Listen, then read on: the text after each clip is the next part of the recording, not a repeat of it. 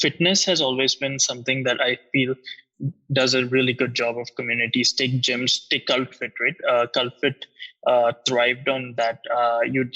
People would go just because their friends are going to this class. Doing classes together, fitness classes together has been always something that's just so powerful.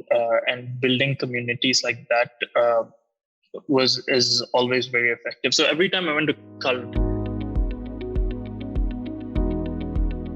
I have one follow-up question, and I'm going to ask all three of you on this. Can you talk about any Indian brand that has done community well? And maybe Aditya, I'll start with you, where you feel, especially on the growth side, they've done well with communities.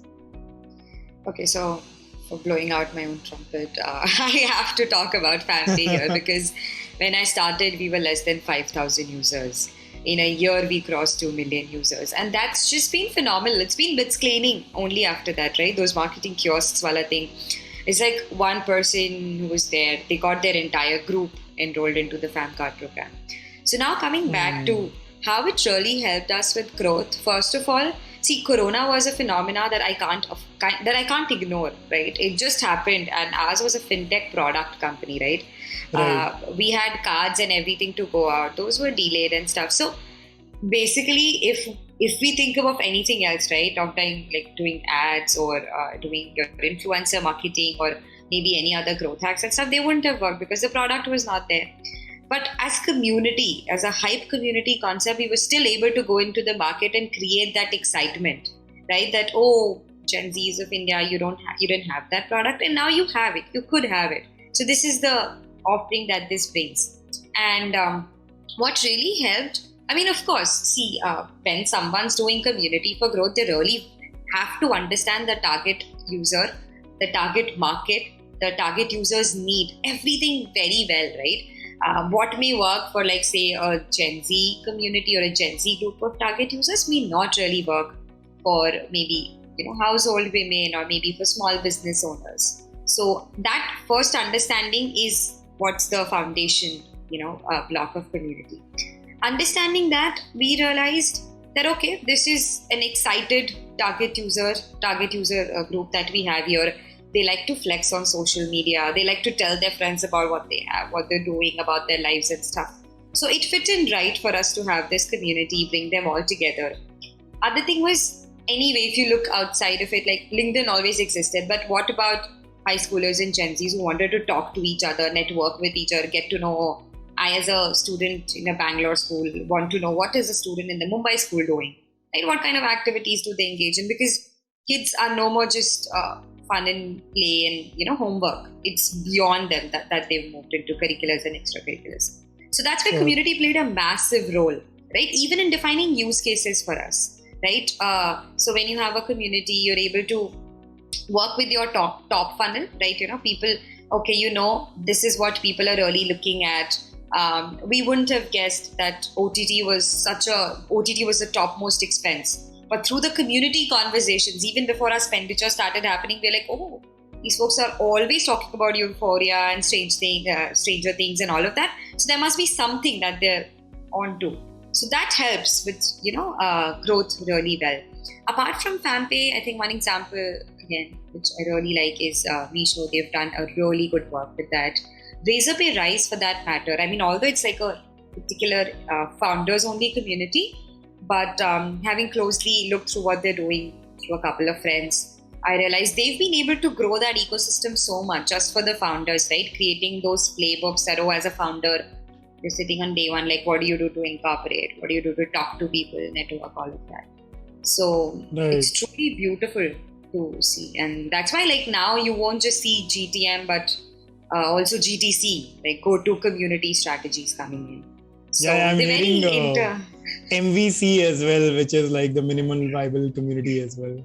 Yeah, very, very product-centric. Community has become a product, right? In a lot of ways, and I would love to know Rohit's thought on this, but I think man matters foremost, even before the product, is the community, right? Men come, they would want to talk, okay, this is my problem, and then man matters is like, oh, we have the solution for you, right? But realizing that problem, I think in a lot of ways comes from those communities.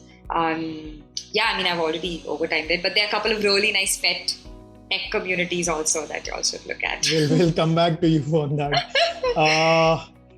Arun, what are the examples that you guys sort of take in your organization when you talk about community? Hey, this is something that we really like and we sort of want to learn from it. Yeah, I mean, tough question. Because to be honest, in the B2B space, there are very few examples. There are, of course, the very obvious examples like Salesforce, which has done a great job with its groups, and so they do create a pretty high sense of belonging amongst Salesforce users, and that's become it's a thriving ecosystem, and it's also a pretty big ecosystem. With the Trailblazer program and so on, right? So that's a great example. HubSpot, of course. I mean, if you're talking about, our entire ethos is around peer learning and so on. I think HubSpot did that really well for the category that they represented, still do. But all of us, I'm sure we kind of cut our teeth on inbound marketing through HubSpot's material. Gainsight could be another good example.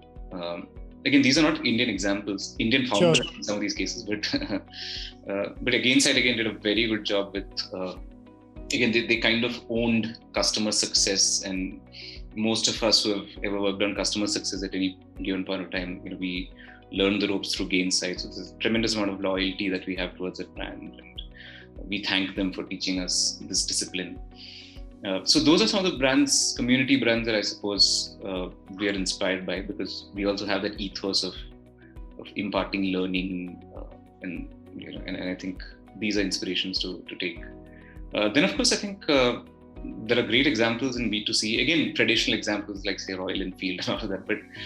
But yeah, I think let's stick to these 2-3 examples from a B2B SaaS point of view. Got it. Rohit, would love to know, other than Man Matters, any brand that you have seen personally, benefit from or have taken inspiration from in terms of community building? Yeah, no, I wasn't going to say Man Matters anyway, because while we're very confident we have the ability to create a great community, we still have a long way to actually go and build it out to its truest extent, right? But I think personally, like, I don't want to think of community just as a digital platform where you can chat, or you can like a Reddit kind of forum or a Discord like chat only. I always think about community as a sense of feeling, and like a feeling of like I said earlier, belonging and identity, right? I think Indian companies that come to my mind that have created that for me, fitness has always been something that I feel does a really good job of communities. Take gyms, take CultFit, right? CultFit thrived on that. People would go just because their friends are going to this class. Doing classes together, fitness classes together has been always something that's just so powerful. And building communities like that is always very effective. So every time I went to Cult, or any gym for that matter, right? Take whatever gyms, I feel that the best gyms show you a sense of community there. Like, you come there for the people, not just for working out. You come there for the experience altogether. More digitally, another one was I think is phenomenal, just because IPL starts today, is Dream 11, right? There's just tons and tons of WhatsApp groups all across India just doing Dream 11 all day, every day. And it's not just about the playing of it, it's about predicting and creating influencers within that itself, of people who stand out as experts in predicting which teams will win, and just obsessing about that, right? Fantasy sports in general, like you can even take fantasy football, etc. Great forms of community, in my opinion. More in the B2B space, just because Arun was talking about it, my personal favorite is Notion. Just people creating templates for each other on how to organize their stuff better, etc. And just keeping it open, in my sense, is also just a fantastic community. Got it. I think so many examples I could hear, starting from, of course, FamPay, but more Indian companies like Meesho, Razorpay. I think Arun talked about some of the B2B space communities around Salesforce, HubSpot, Gainsight. I think Rohit talked about on around fitness, how fitness being social is a very, very key leverage for not only popular brands like CultFit, but like almost every gym. And then Dream 11, Notion. I think so many brands have been doing community, and I am a lot more confident by the sort of number of examples that every day we hear. I think we know these brands. Somehow we also know that this is community led, but if you start seeing details of these brands, I would really recommend everyone to go back and try reading a little bit about how these guys, whatever names we heard today, are implementing community strategy and how they are benefiting from them.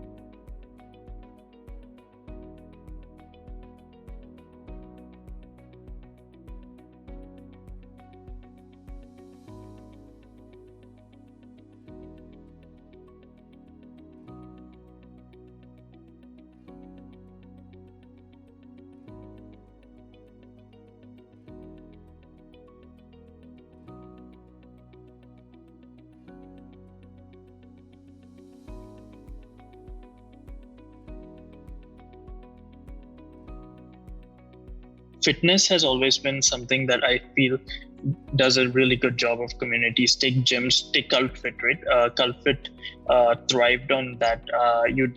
People would go just because their friends are going to this class. Doing classes together, fitness classes together has been always something that's just so powerful. And building communities like that is always very effective. So every time I went to Cult,